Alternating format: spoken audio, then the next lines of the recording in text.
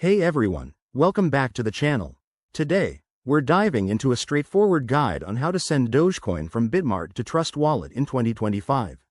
Whether you're a crypto newbie or just looking to manage your assets better, this step-by-step tutorial will have you transferring your Dogecoin safely and efficiently. Let's get started. First things first, make sure you have both a Bitmart account with some Dogecoin in it and the Trust Wallet app installed on your phone. If you haven't already, open Trust Wallet and add Dogecoin to your wallet. It's as easy as searching for it in the app and confirming the addition. This ensures your wallet is ready to receive the coins. Next, in Trust Wallet, navigate to your Dogecoin wallet.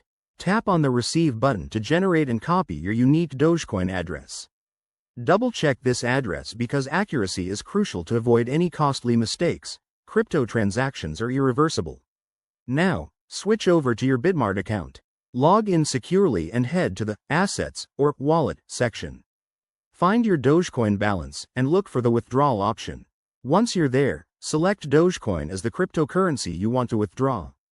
Paste the Dogecoin address you copied from Trust Wallet into the withdrawal form. Enter the amount you wish to transfer, but remember to leave enough for any network fees. Bitmart might ask for a two-factor authentication code for security, so have that ready.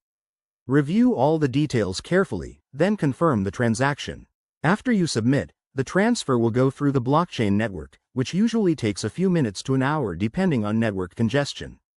Once it's done, check your Trust Wallet to confirm the Dogecoin has arrived. A quick tip: always be aware of the current network fees and double-check everything to prevent errors.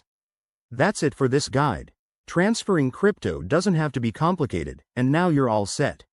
If you found this helpful, hit that like button, subscribe for more tutorials, and drop a comment below if you have questions. Thanks for watching, and see you in the next video.